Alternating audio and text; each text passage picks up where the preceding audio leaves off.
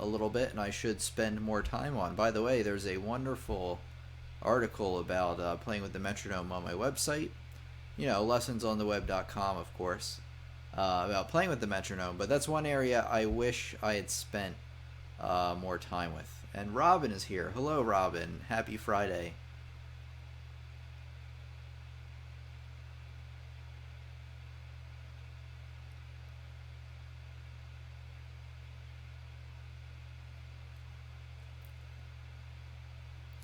By the way, before we get started, I'm just going to show you around the website in case you haven't seen it, or just show you some things that you might not be aware of. So one of the things we'll talk about today is this one article here. But what I'd like to do, just kind of show you around first, show you what's new on the website.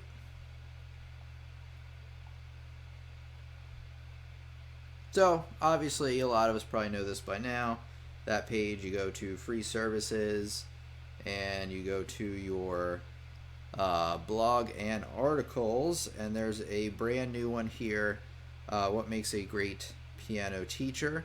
So you want to check out this article as well. So there's two. There's one written back in January, so you can scroll through. I think it's on the second page. And then there's this one that is brand new. And it's also, it doubles as an announcement. So take a look at these different articles, because not only are they just things to read, they also provide some background insight into what you're learning, which is how to play the piano, at least hopefully. I'd imagine that's why most of us are here. Okay, I got a bunch of people here. Manny has decided to leave a comment. Let's see.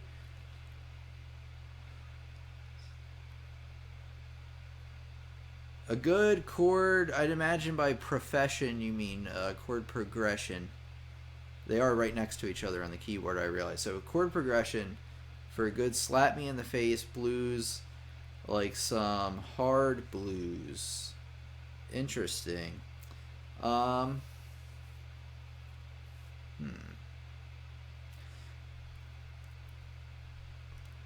Probably one of the most common chord progressions in blues or in jazz would be like 1 2 5 1.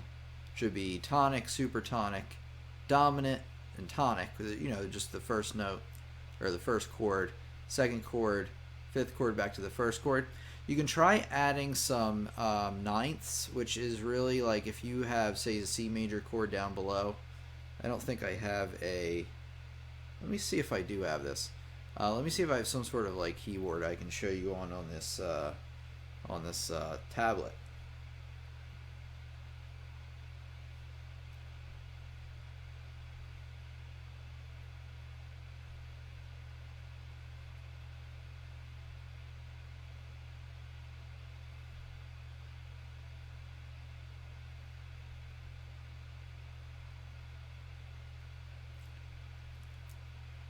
Okay.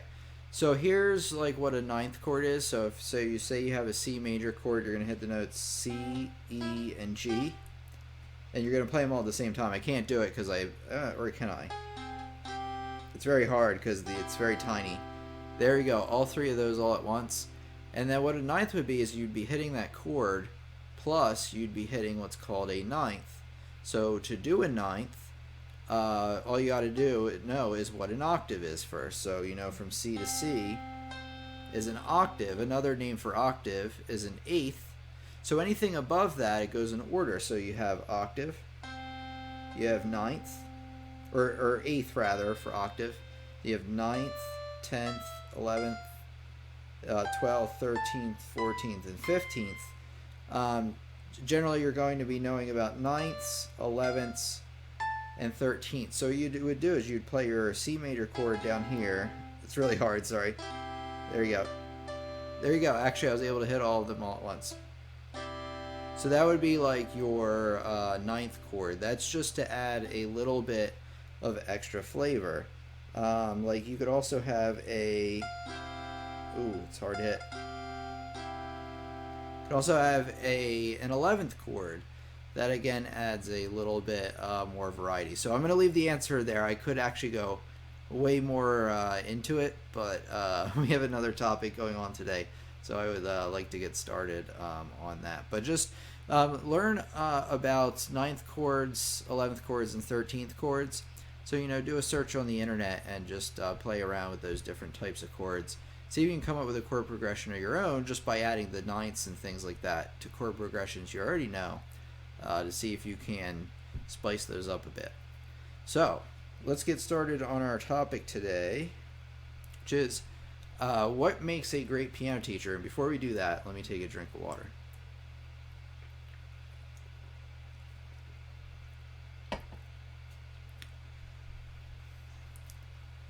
Okay, so it mentions here first in the article, which is something I already did, which is go over to my website, and I wrote this a while ago, so I don't have the other article just released mentioned here. But go over to my blog section and check out the articles on this if you're ever interested in learning more. Like I said, there's a ton of valuable insight over there. So again, you just go on the website, you click on blog and articles all the way at the top, or it's under free services. So you hover your mouse over there. Or if you're on tablet, you click on it and then you click on blog and articles, and boom, there we go. Okay, so one of the things you want to ask yourself about a teacher when you're looking for one is how long have they been teaching? Now, this is important because you want somebody with a little bit of experience already, although I have to say it's a really good idea sometimes to give somebody new a chance. When I first started out, I'm just thankful that people gave me a chance. So, experience isn't always everything, but if you are looking for more of a serious teacher, you want to pursue music and you want to go to a music school or something like that, try to find a teacher with at least a couple of years, anywhere between 2 and, of course, and the larger the number, usually the better. In some cases, I'll mention some other cases in a second. So you want to look for, thank you, Rich. I saw that nice comment. So you want to look for somebody who has enough experience. They don't necessarily have to have a ton of experience. There's a ton of people out there with a lot of experience, and they are terrible teachers. Some of them, unfortunately, are teachers, and they probably should have picked something different. But just because there's so many other aspects to the personality, which we'll go over in a second, that you should consider. Okay. Some other things you might want to think about is, does this teacher have a bachelor's degree or some sort of degree from a music school, particularly one that's well known, or just any kind of musical training at all? Have they been playing piano for a long time? Those are some different things to consider. Have they been awarded any special awards or anything, or are they part of any kind of groups or anything? Probably something I should get a little bit more involved in. Different groups like music education groups, MENC, I think, which I'm not a part of. I should be. So there's some other things, like how involved are they in music is basically what you want to get to. So the thing is, I'm not involved in that group, but I have a YouTube channel and I'm doing a live stream on a Friday night. I'm obviously very involved in teaching music, because there's probably at least a few other things I could be doing right now, but I'd rather be doing this. So here we are. Let's see. There are some videos where the teacher is giving the wrong information. That is true. Definitely true. Sorry, I have a little bit of allergies today. I try to always give the correct information, but hey, every once in a while I'll get one that just needs extra clarification. Somebody will tell me in the comments, oh hey, you should really mention this in addition to this. It helps explain it. I do get things like that, and I do appreciate that because some of those things I really have integrated into my own teaching. So doing this online thing has done a lot of good for me as a teacher, and like I said, it helped me get really involved. So you want to ask yourself, how involved is this person in teaching music? Do they have another job that they do? And it's no problem if they have another job. It doesn't mean that they're any less of a teacher. Especially, in this day and age, you really need to, make things work. So it's very common for people to have other jobs and they do music as a side job. And that's totally fine. But you want to see, generally, is this person interested in the topics that they're telling me about, because if they're not interested, the teacher that is, why should you be interested? And one thing I always notice as a teacher is my students can like always feed off of the way I feel. So if I'm feeling like kind of run down that day, kind of tired, the lesson for the most part, unless the student like snaps me out of it and it's just a terrific lesson and I totally forget, I mean that's gonna have an effect on the lesson. So I try to keep that in mind when I'm teaching, that ultimately the way I feel is going to translate into the student in some way. So if I'm anxious, the student's probably going to be anxious. If I get frustrated, the student will pick up on that and get frustrated. Don't worry, the screen is coming back in a second. So there we go. Okay, I got a question for Manny. Man, I'm going to save that question towards the end because it's jazz band related. So I will get to that though. Okay, just looking through here because I was rambling on a long time from the top of my head. That's a great question, Rich. That is related to the topic, but I will get to yours, Manny, I promise. Worst experience I've had with a student. I've had students where it just doesn't work out. I've only had a few of them. Like 99% of the time, it's great. But the thing is, like, you can have the best product in the world. You can be the best teacher in the world. Not saying I am that. But you can be the best you can be, and there will always be somebody not necessarily dissatisfied, because it's like more of a personality mismatch. I've just had two students really, both like really young girls, but I have a lot of success with other students that fit the same kind of profile. So I just think it's like a thing where it just didn't work out in two of the cases, where I just couldn't get the students' interest. They just generally they didn't like the lessons, which is kind of strange because I try to make them as fun as I can. But the weird thing is like it was a personality mismatch, so it was like I couldn't be 100% like with them. It's kind of weird to say, like, think about, but like it actually goes back to what I was talking about. You kind of feed off of each other in terms of how you're feeling and how you're doing. So if they just have a different type of personality than what clicks with me, that's totally fine. That doesn't mean I'm any less of a teacher, or it doesn't mean they're any less of a student. But it is kind of a little frustrating, especially if you only had a couple of those students, or you had this kind of student for the first time. It's a little bit harder to kind of accept that, but it gets easier, and you just kind of understand that there are personalities, different types of personalities out there, obviously, and we're all here together, and some of us get along a lot better, and some of us don't. I think a lot of us know that. I've had students that start out really rough. I had a student. She had cerebral palsy, I think, or minor or something with her right hand. Something, she can't use one of her hands, and she was like very. She acted out a lot, and now she's doing a little bit better. Actually, a lot better recently. So sometimes if you stick with things, even if they're frustrating, they'll work out. And then in terms of like, in terms of worst experience, I have gotten bit by somebody's dog. That was not very fun. And then I went over their neighbor's house, and the kid had like a meltdown that day. It didn't have anything to do with me, at least I don't think so. I just came there and she was not having a good day. So it was like, oh my goodness, what a terrible day. Let me get to your question in a second. Let's see. Okay. Why are they not serious about learning? It's not that they're not serious about learning. It's that it just doesn't click with them. Either I don't click with them and they just can't get interested. It's just a personality mismatch. And then some students, to be honest, are encouraged more by their parents to learn than others. Even though you will always get a base let me explain it this way. When you have somebody interested in piano lessons, they're a certain type of person. They're usually a more curious type of person. People who want to better themselves or do something new, or they're curious people. They think a lot. Those are the type you get for piano students usually.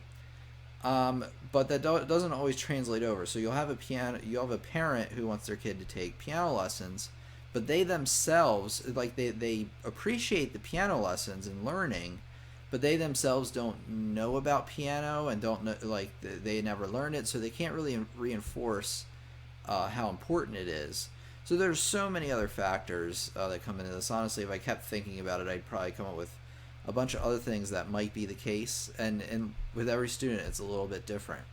But it's just important to know that if you ever get a teacher and it's like, man, I just don't like this at all, try a different teacher. And like I said, it's not like that they're any less of a teacher, although maybe they shouldn't be teaching in some cases. I've run across just a few, but in most cases I find that it's just a mismatch. I found even the best teachers at school, like in college and things like that, Westchester where I went, some people would not like them, even though a lot of other people did, and it's just because it's a personality mismatch.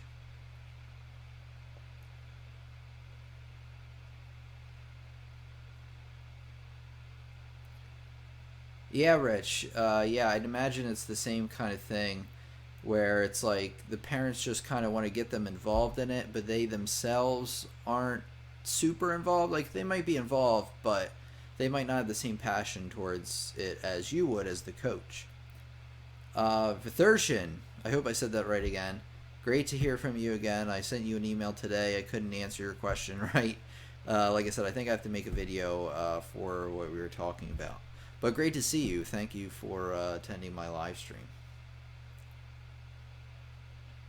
Okay, let me go through, why maybe some more questions are coming in. Remember, Manny, I'm coming back to your question at some point. I didn't forget about you. Patience. Oh, man, patience. You want somebody who's patient? I think so.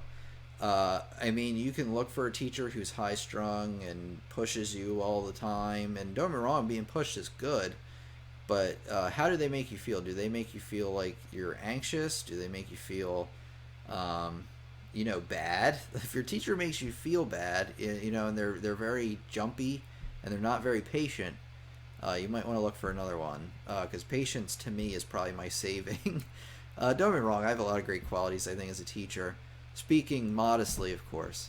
But patience is probably number one. When you work with kids, you need a ton of patience sometimes.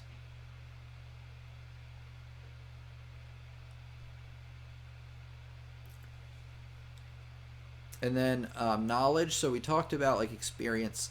Same kind of thing. Like, how much do they know about the topic? Are they really proficient in a lot of different things around the topic, or are they more specialized? Do they just know, like, a lot about a couple of things? And which one of those matters the most just depends on what you're trying to do as a student. Okay, timeliness. Is your teacher on time? I am a stickler about this because I believe, and I was always taught this as a musician too, and in marching band and like everything music related. Music people are usually sticklers for being on time, or they're the opposite, where they're late for everything. So remember that. If you ever have a musician friend, he's either going to be on time, he or she is always going to be on time, or they're going to always be like 15 minutes late. That's how it is with everybody I know. But timeliness, anyway, for me, I was always taught to be on time. I think it's just part of my personality. A true professional, in my mind, is on time 98% of the time. We're going to give them 2% because we're human beings. But, 98% of the time, they should be there on time. Very little excuses. Honestly, things do happen. Car crashes, things like that. Hopefully none of those things do happen. But, anything could happen to cause them to be late. Not them necessarily getting in a car crash, but, traffic and things like that. Or, their battery dies in their car, or they have a flat tire or anything. So, just give your teacher some slack. But they should be on time most of the time. If they're not on time consistently, like if there's a pattern, you better watch out, because there's other areas in their teaching, I can guarantee, that are not very well kept, I guess, if they're always late. Okay, creativity and problem solving. So, like if you are learning and everything's going great and your teacher's great and, everything's going fine, anybody can handle that. Well, almost anybody. Almost any teacher can handle that. What happens, though, is that you'll run into something that you just don't get or it's harder for you to understand. And yet, you should notice, how does that teacher figure out how to get me around that? Now, it might not always be your teacher's fault if your teacher tries a bunch of things and you just don't get it. And it might not be your fault either. Sometimes you just have to kind of take a few days away and then come back for the next lesson. And then sometimes you'll just get it because things work in your mind over time, and processing and things like that. So, you always want to be conscious of, like, how does your teacher solve problems? I think that's another big aspect of being a teacher, is just, creativity, which I think is lost in a lot of people these days. Creativity is just important to me anyway, is the mathematical, analytical, doing your taxes kind of stuff. Just as important, because you can come up with great solutions if you love creativity. Enthusiasm, like me. If your teacher loves what they do and they like talking about it, that comes through. Like, it comes through very clearly. It's very hard to miss. And then if your teacher is never enthusiastic, then that might say something too. It also may say something about your relationship with the teacher, the student-teacher relationship, and whether things are clicking or not. If they're not clicking, then maybe there is a lack of enthusiasm. So I think I'm pretty much done. So it basically says come to the live stream today. So you basically did the directions already. Congratulations. Everybody gets a gold star today. I'm just joking around. Let me see who is here.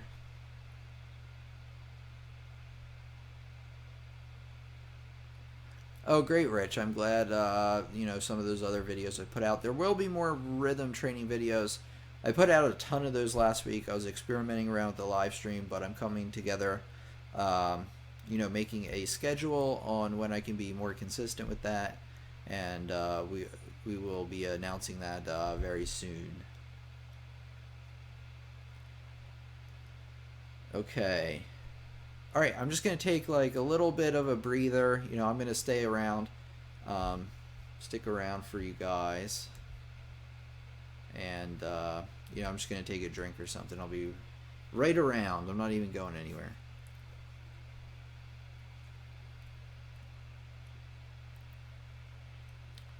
Do I have any original pieces, like ones that I wrote?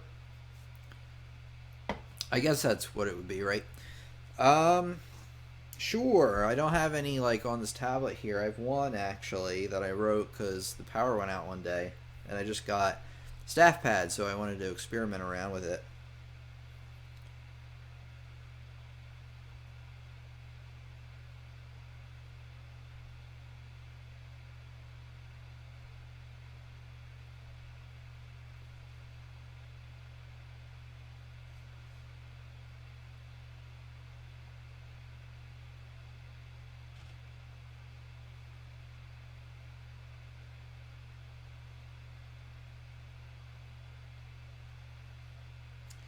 You know what? I don't know where where it is. I had it a while ago, but it is no more.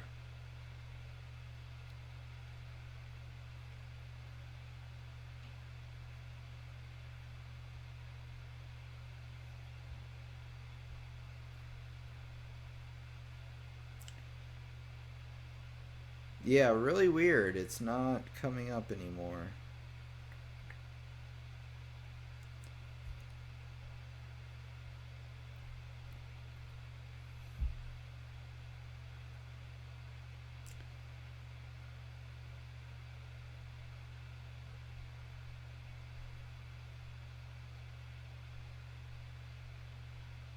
And then these are all songs that my students wrote, but I don't know. They are. Keep in mind that a lot of these students are very young, so their songs. And besides, a lot of them are work in progress anyway. But I will get a song for you later. I don't know. I will. I have to find it. I really don't know where it went.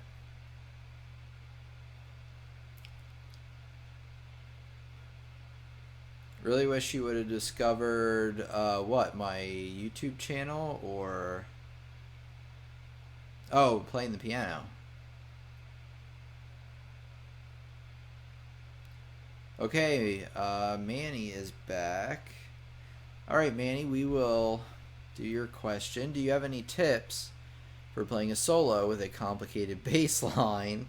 For example, a blues bass line while soloing. You like the, these are very complicated questions. Do you have any tips for playing a solo with a complicated bass line? For example, a blues bass line while soloing. Bum, bum, bum, bum, bum, bum, bum, bum. Probably like a walking bass line.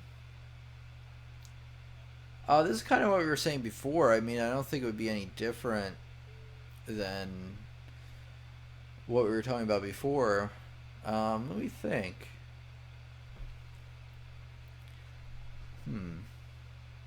Because remember, we were talking about the pentatonic scale, and I was talking about, you know, the B flat one, or whatever key you're in. Sorry, I usually use the B flat one. But even if you're using a walking bass line, or a bass line like with even like a little bit more complicated than that, it should still be the same general concept. Like you're still playing notes within that scale, and then you're like kind of mixing up the notes in different patterns. So I think it's basically the same. Although if it's like all quarter notes, bump bump bump bump bump bump bump bump, you kind of want to keep along with that rhythm. So you want to use a rhythm that goes along with that. You can probably play like eighth notes, like bump bump bump bump bump bump bump bump against that.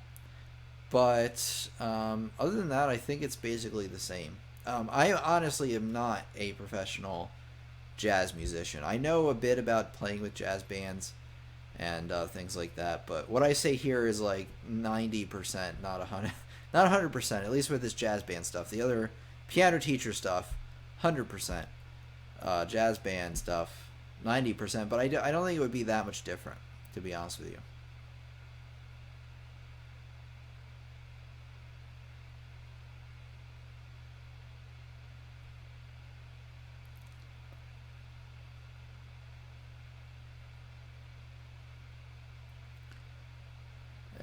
Every time. Oh, we play the bass line. Ooh.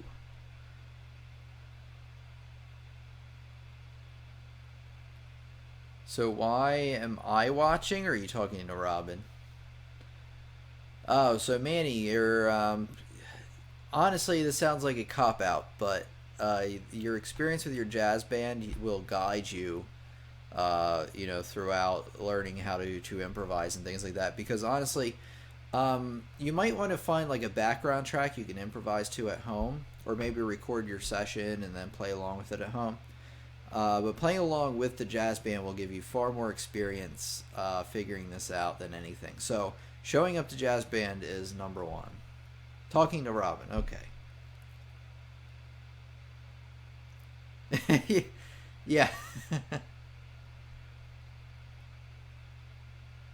Yeah, Robin's a friend of mine.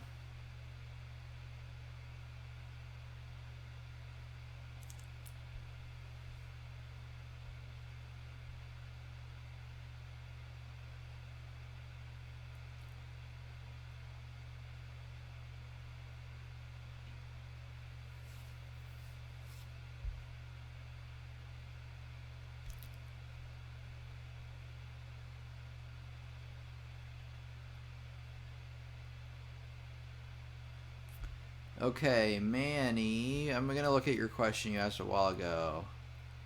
How long did it take you to sight read fluently? I missed that one. That one was sort of related to what we were doing.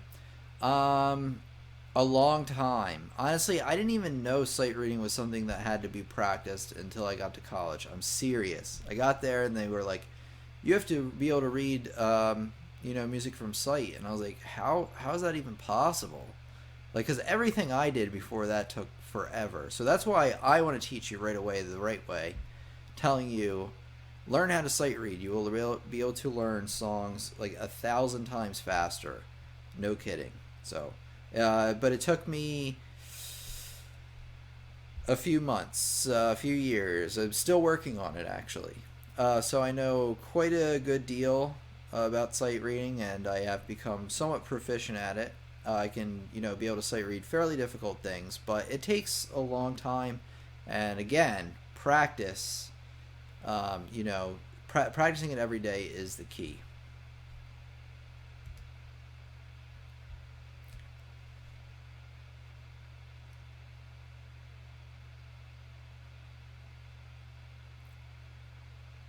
Oh, what is your app, Rich? I must know. Maybe I'll review it on the channel.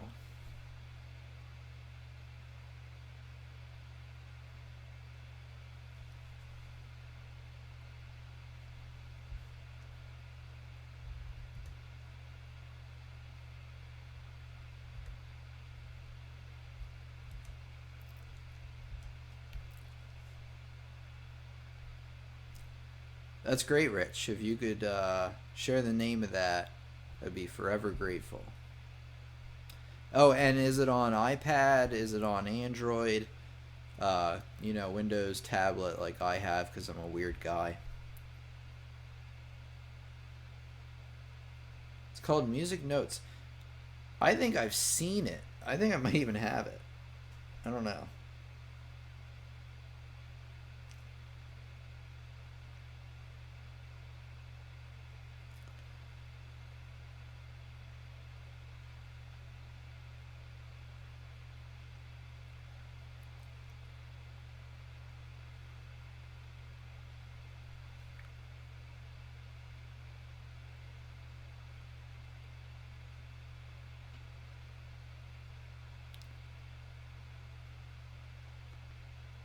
Well, I have one called Music Notes. This is what it looks like, and then when you start it up, it looks like this. This could help with that a little bit.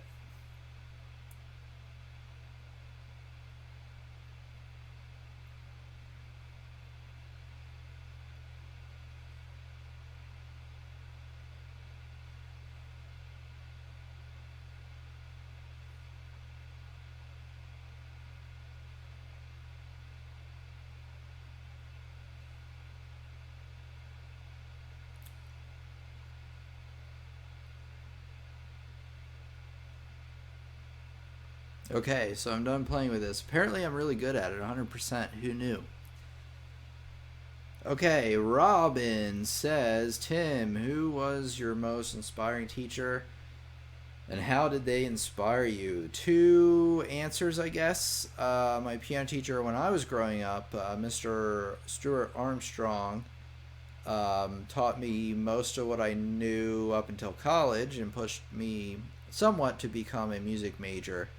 I really told him I wanted to do it being a junior in high school, and he nearly had a heart attack because we had to get ready for the audition. That's what they're called. So we had to get ready for the audition, and but he helped me get through that. So I'm eternally grateful for him. I need to go make time to go see him soon because I have not been good about that the last couple of years.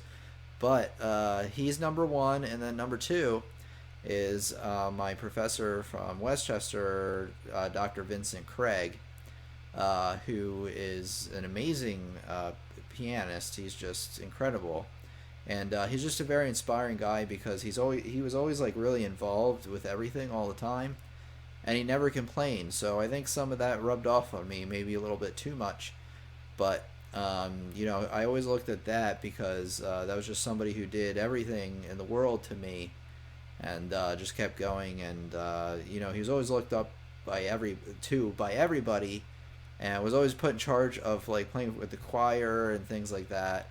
And there's a good reason why he was asked to do so much. And then he helped my piano skills and like dramatically, and actually helped me become a teacher too, because we had our studio class where we all came in and taught each other.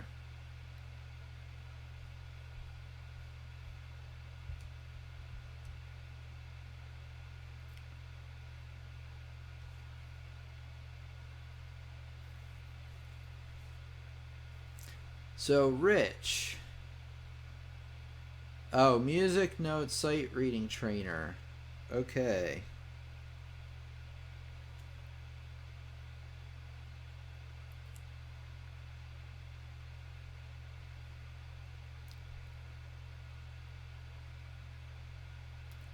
I'm going to see if it's on the Windows Store. It might be. There's like a 50% chance. Oh, you're welcome, Robin. I have some more. I had a choir teacher. I'm just random because it popped in my head. Choir teacher who had Tourette's. So he would like, if anything would slightly go wrong, like if anybody was talking, he would freak out. And I remember the first day of choir, I came in, and I think I got yelled at. I wasn't even really late. Like I think I was just lost or something, and I was a minute late, and he freaked out at me. But then he's like talking or something, or he's obviously teaching choir, and there's some people talking in the background, and they said like two things, and he says, "Stop effing around." I'm not gonna say it because who knows, there might be kids watching. But I just remember that because that was like the first memory of him I had, and he just totally dropped the F bomb in front of everybody, and like screamed it really loud, and then it was like totally fine after that. It was just part of his Tourette's, I think. And every once in a while you could see him twitching a little bit. If he ever got mad, it would be even a lot worse. But I don't know. That's just somebody. You know what? I'm not as familiar with Daria. I remember seeing it on an MTV. I think it was MTV a long ago. Yeah, he had a lot of great things to say. Um, he would always tell us to drink before, but not get too drunk before the concert, so we wouldn't overthink everything. And he said if we just had like a shot, one shot, we would do better. I don't know if that was true or not. Um, who knows? But he liked to drink, that's for sure. He said he was perfectly preserved in alcohol, and strangely, he looked pretty good for how old he was. But who knows? I don't know that many old people who are big drinkers. All right, let me see what we got.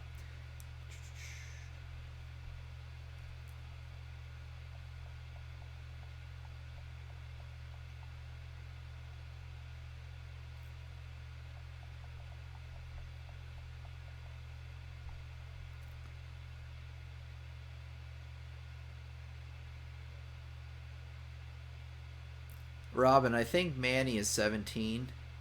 So, just kidding.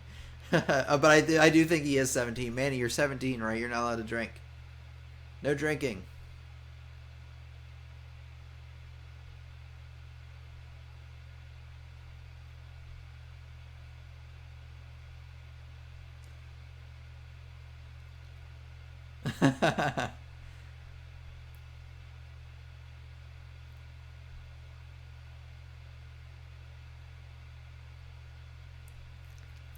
Okay, so I can confirm that this app Rich was talking about is not on the Windows Store, so you will have to get that for whatever he said, iPad something.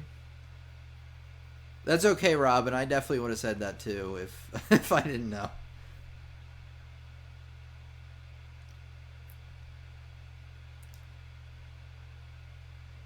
Yeah, it doesn't look like it's here. Let's see. Yeah, so let's see. You said it was for iPad? iPhone. Good. Now I don't have to scroll up and find it again. So find it for iPhone. Um, and do that. But actually, if you take a look here on the Windows Store, there's actually some options, and they will help you get better at note reading. But you want to find something to sight read. By the way, you should find like a. There's a sight reading book. I have it downstairs. I'm not going to go get it because I don't know what pile of music it's in. But you might want to look for a sight reading book. Oh, I can show you with the magic power of the internet.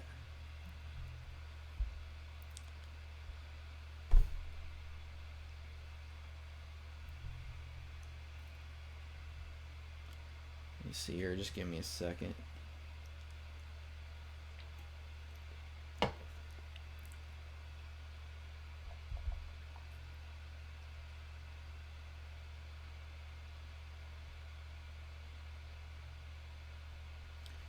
Let's see.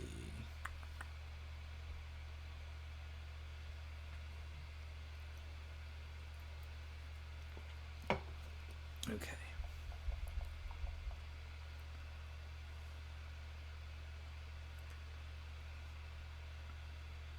Okay, so if you go to Amazon or any website like that, you type in sight reading piano, Improve Your Sight Reading by Paul Harris. I recommend that series, so you want to get like levels 1 through 8 or whatever it had or whatever it has.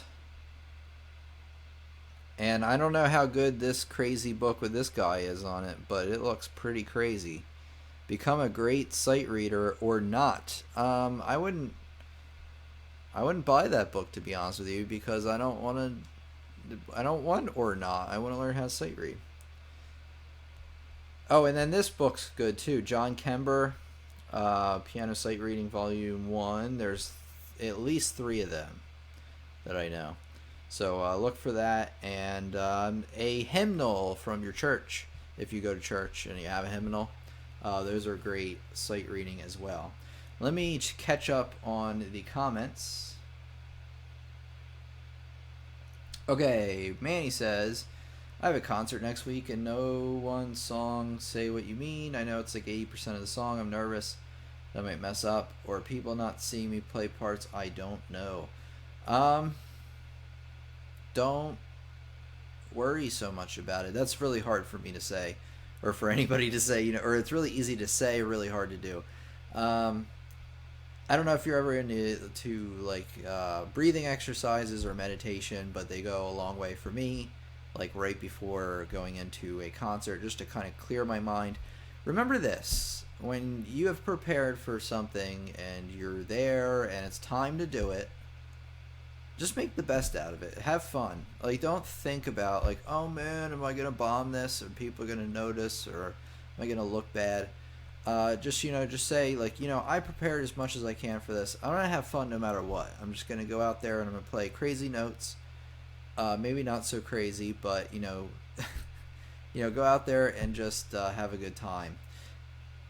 Especially when you're younger. Honestly, when you're 17, just have fun. Don't drink. That's not good. But you want to have fun in playing in your concert. Goofiest song I like to play. Not classical, but fun.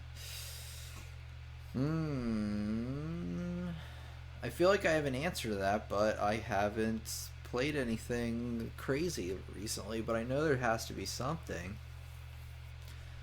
I don't know, Rich, you always seem to stump me with your questions. I'll think about it.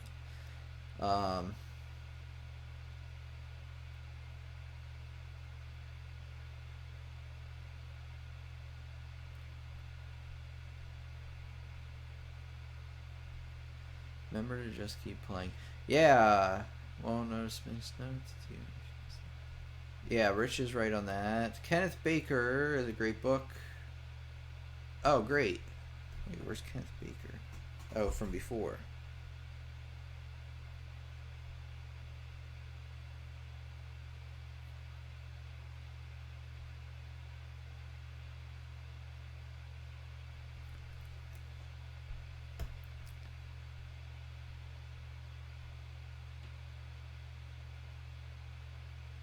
Great, Manny. I would love to hear about that when you go through your concert. Rich, TV show theme or video game? Oh yeah, Super Mario Brothers. All the songs, the overworld theme, of course, and Zelda. The thing I get with a lot of young students is they want to play classical music, and what they mean by classical music these days is from classical video games, from Zelda and Mario and everything. So I do play a lot of that. I don't consider that goofy though. That is serious business.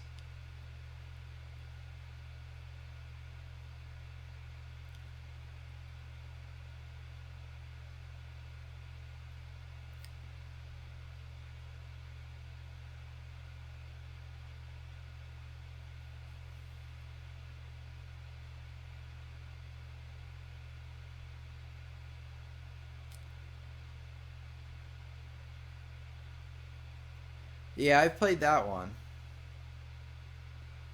Oh, Rich, I'm sure you you don't suck.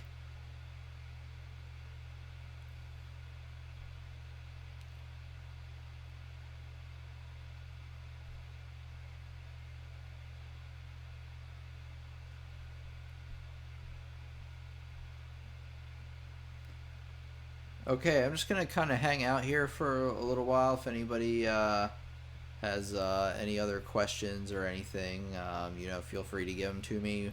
I'll stay here for another 10 minutes or so. How about that? It'll be almost a full hour.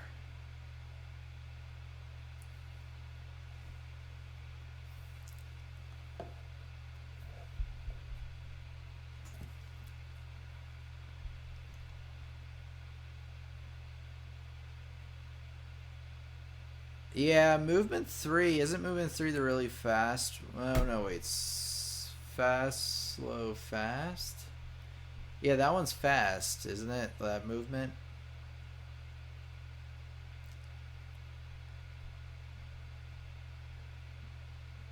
No, I've never tried to play that, Rich.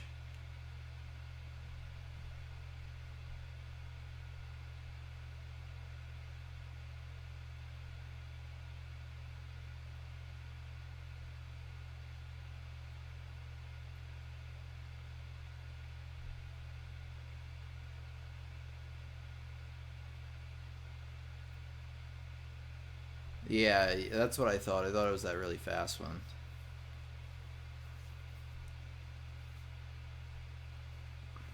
What about Robin? Robin, are you still there? Do you have any other questions?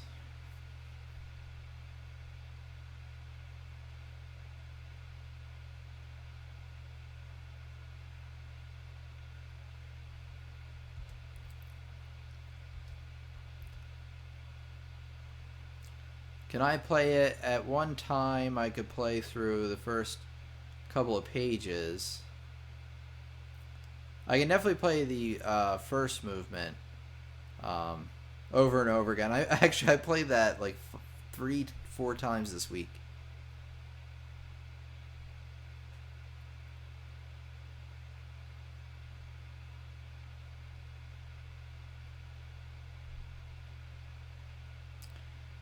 It's not as bad as it seems. Although if you're just starting out, I wouldn't start with Moonlight Sonata.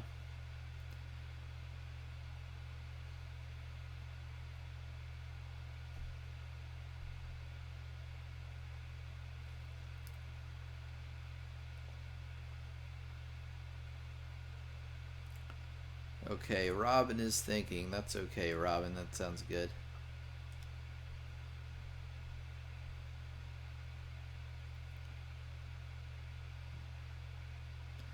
That's a good question. Thank you for that. Let me think about that for a minute.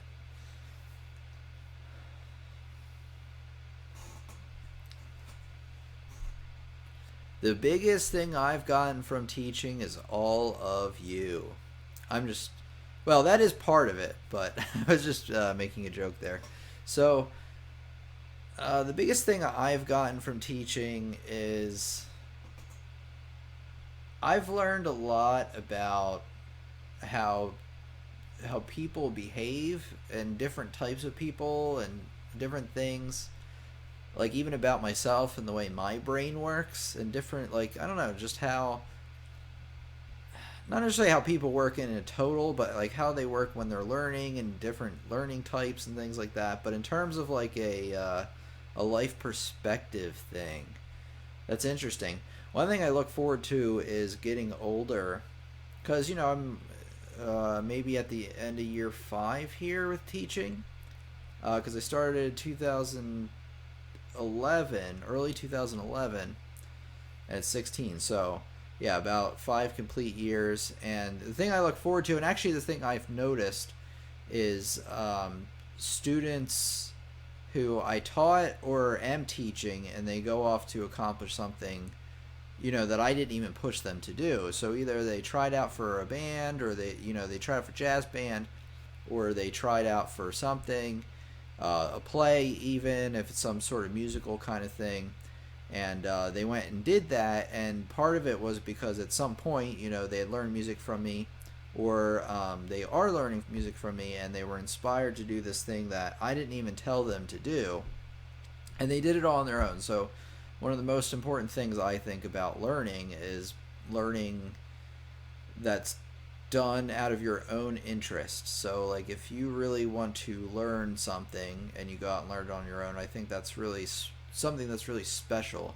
So if I can inspire somebody to do that, even though I'm teaching them music in the first place, but if they go and accomplish something else that's music related, that just means the world to me. So it'll be really interesting, I think, especially as the years unfold, to see how some of these people, see how they grow and what they end up doing. Now, of course, I don't expect, a lot of my students obviously are not going to be music majors. I've accepted that, and it's not like it's something I had to accept. I knew it right away because, my music teacher taught, hundreds of students, and then maybe, a handful of them, maybe even over 10, but very few in comparison to the total actually went on to teach music. So, it'd be interesting if I got a few music teachers out of it. I have a feeling I will. But it'll just be interesting in how this thing grows. It's really interesting to hear from people online like Manny or, all over the place, and just hearing their stories of, they saw my videos and I inspired them to buy a piano for themselves, and then they practice, or inspired them to be, somebody was like the head of the Glee Club or something like that, and they said it was all thanks to me. So that person may be here. Maybe not, but somebody said that recently, and I thought that was just really awesome. So that's one of the cool things I look forward to, and the way it's impacted my life is just seeing how it unfolds and seeing the ripples of my influence in some small way reach out there. All right, let's see. Great question. Yeah, exactly, Robin. I like that analogy. That's perfect. Who was your fastest student to learn? Ooh, well, I'm not going to give you his name, but one of my first teachers, or one of my first students, I really struck out with because he was like really smart. He lived really close to me. I could just walk up there, and it was really good to like ease into him because I only had him for a while before I started to get like a ton more. So it was good to teach him. He learns really well, but every student has their different like strengths. So you'll have one student. I'll have one student. I'll teach them. I teach everybody theory and I teach everybody piano because I feel like they're really intertwined. I have some students that really excel at piano or certain things about piano. Say they're just really good at scales, but they're terrible at playing arpeggios, or they just don't get certain things. They don't get complicated chords or something, or the music theory. They don't get that. So it's really like a trade-off with a lot of students. I have one student like that I'm teaching something to, and he pulls way ahead. I try not to compare our students with each other either, although you kind of do as a human being.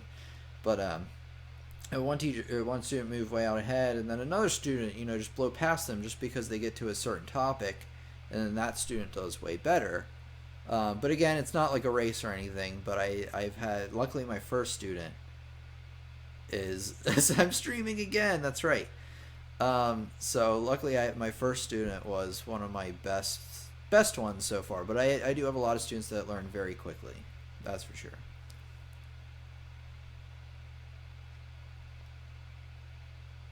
Hello, JP. Welcome once again. Good to see you. Unfortunately, you have caught us at the tail end of the streaming. More streaming is on the way. Like I was mentioning earlier, I'm still kind of working this out and when I can fit these in. Sometimes I can fit them in, but I'm like super tired, and so I'd rather rest and then come back the next day and make something better, or go teach a ton of people like I always do. So there will be a schedule being put out, but remember that it won't be like 100%. So I'll be there most times, but not every time. No, sorry, JP. Be sure to check out the recording of this, which I will post at some point.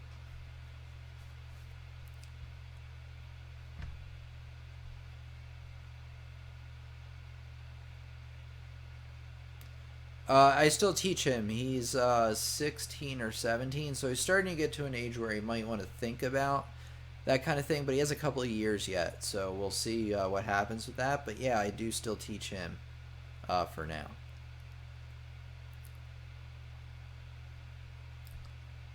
Yeah, you're welcome, Rich. Thanks for coming by. Thanks for participating. You really stepped it up today and asked some great questions. Same with Manny and everybody else, and Robin, of course.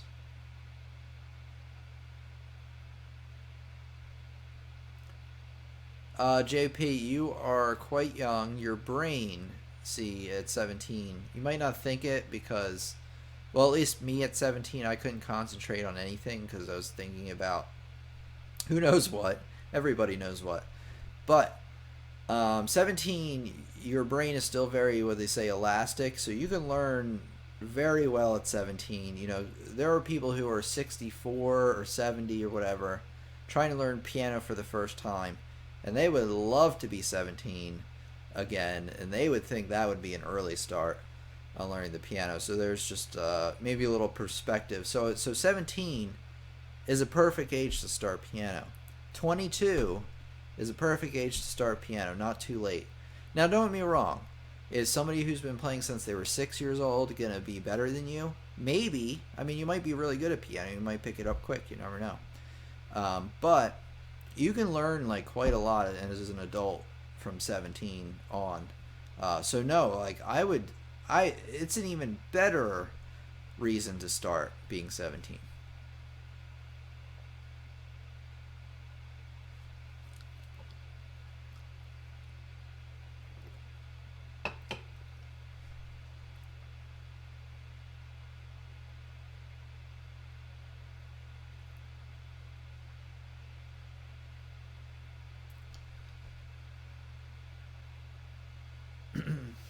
So this was a great stream. I thought it seemed to hold up pretty well. I'll see what the recording looks like later. You know, I'll answer a few more questions here.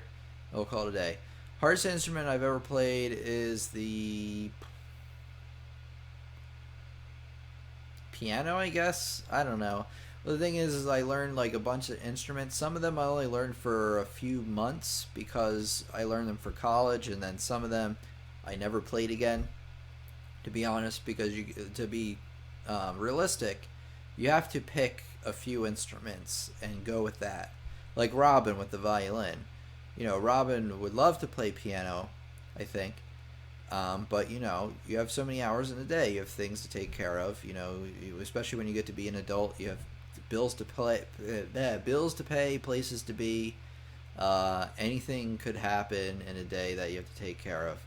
So that's what I would go with. Tutorial on the night. Ooh, sorry about that.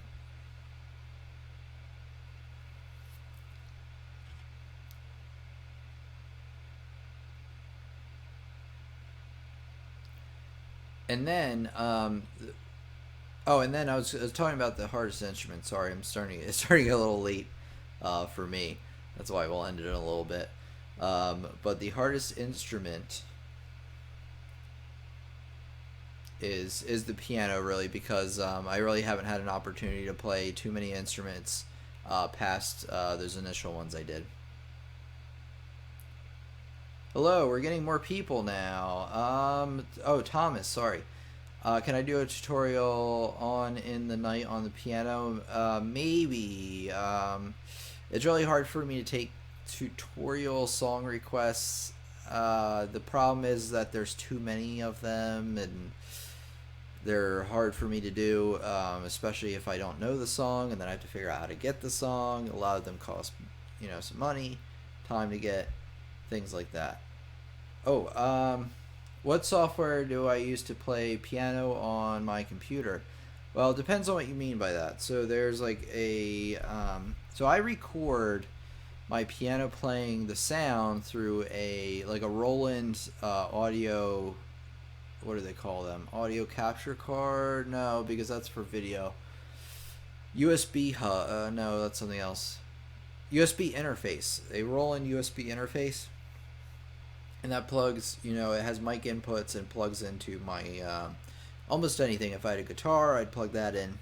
Actually, I do have one. I could plug it in, but my keyboard can plug into it, and you know, my microphone. So I put that all into that, and then I just, you know, I have drivers on my computer that run the software, and then I run everything through XSplit Broadcaster.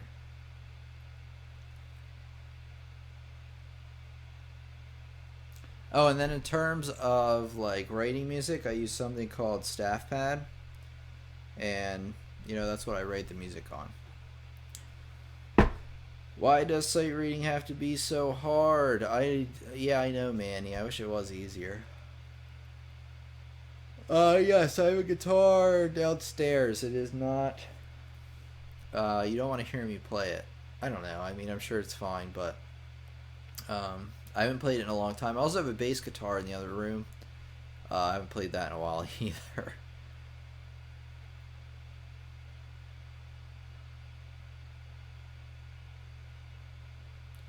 All right, everybody. Two more questions tops, and then I'm cashing out for the night. I released a video today, by the way, which is about writing a song using music theory. A lot of the music theory that we've covered. So be sure to check that out. You know, you go to let me show you.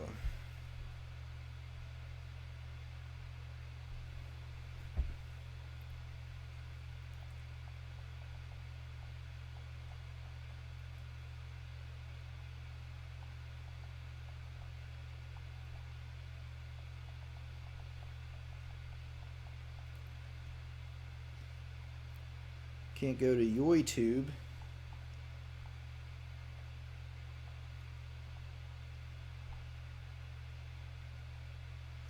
Okay, you go to YouTube/user/lessons on the web. We know this by now, and here it is. There's my video. How to write a song using basic theory level, or video 1. Sorry. Oh man, allergies. Wait, OMG, what type is it? What are you referring to? Manny, are you talking about bass guitar? Thank you. Thomas, staff pad. Thank you, JP. Staff pad is for Windows tablets only. It's sad, I know. I wish it was for everything. Guitar. It's an acoustic guitar. I don't know what make and model it is. It's like a beginner's guitar. It's not very fancy.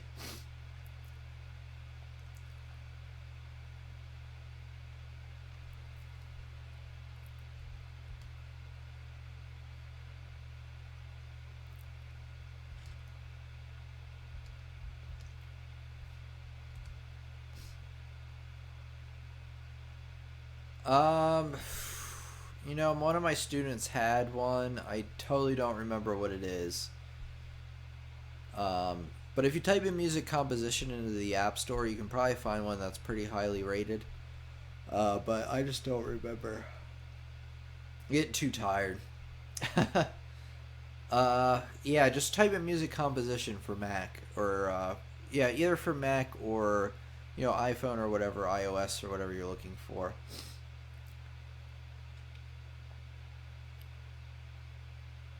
Oh, I recommend this though. If you are like, if you don't have any of that stuff, or if you have, it might work on Mac. I think it would.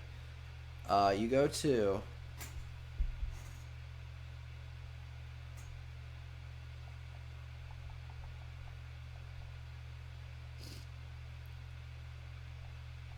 So you go up in your browser and you type in flat.io, not .com, not .biz, or not .edu. It's flat, FLAT.io. You press enter or go in this case.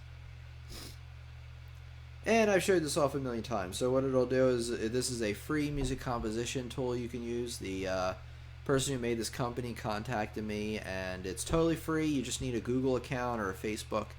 almost everybody has a Facebook or Google account these days.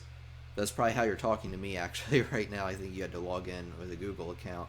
So using the same thing, you can log in, click on New Music Score, you type Thomas is awesome. You want to add an instrument, we're going to add piano, grand piano. And there we go. You hit create and you create your key signature and everything. And there you go. And then you just type in where you want the notes to hit. So you click, you know, if I want an A there, if I want a B there. I can make chords and things like that. So totally free within your browser. So you could use it probably on Mac, PC, maybe even Android. I don't know. I haven't tested it. But remember, flat, FLAT.io. All right, one more question for the night because my allergies and tiredness are getting to me. Usually they're related. The allergies cause me to be tired. You're very welcome, Thomas. Anytime.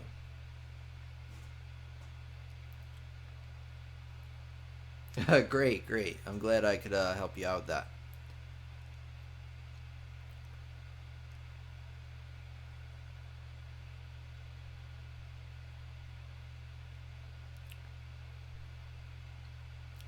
How's my day? Great last question.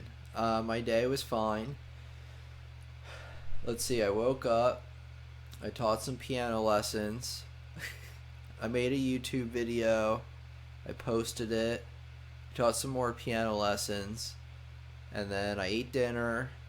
And then I started a live stream. And then I answered Manny's question. And then I answered Rich's question. And then I answered Robin's question. And I answered Manny's question again. And then probably one more or two of Robin's questions or Rich's questions. So it was a pretty good day. Not very eventful, but that's how it went.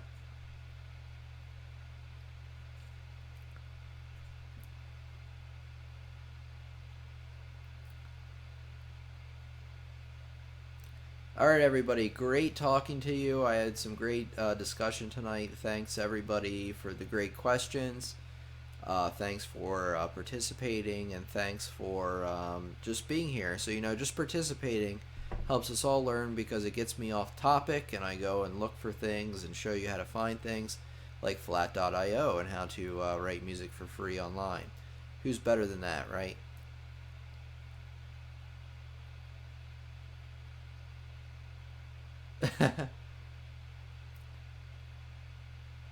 You're welcome, Manny. No problem.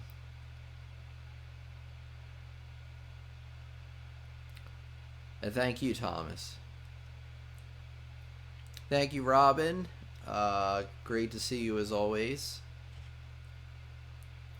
Yep, have a great weekend too, as well. Yes, God bless as well, everything. Have a good weekend.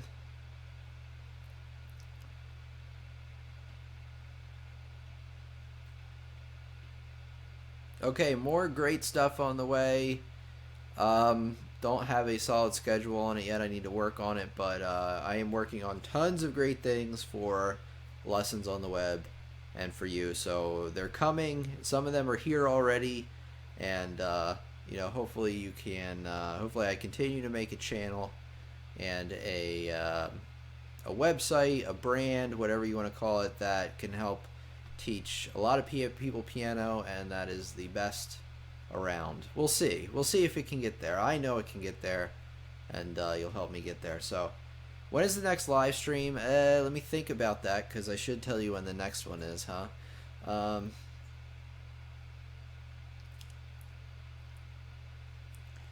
Let's see, it is Friday.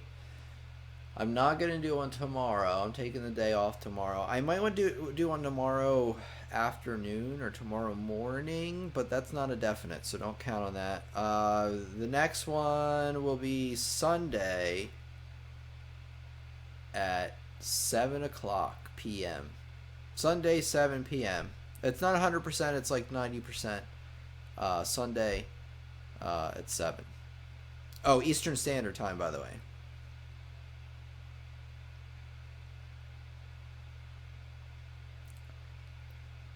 So thanks a lot, everybody. Gonna end it here. And I know I'm repeating myself because I'm getting tired. That's what I tend to do. But great talking with everybody. Glad we could share it. And, share as many of these videos as you can with others. Like as many as you can because, that just helps out in any small way. And great, Manny. Great, Manny. I look forward to talking with you again.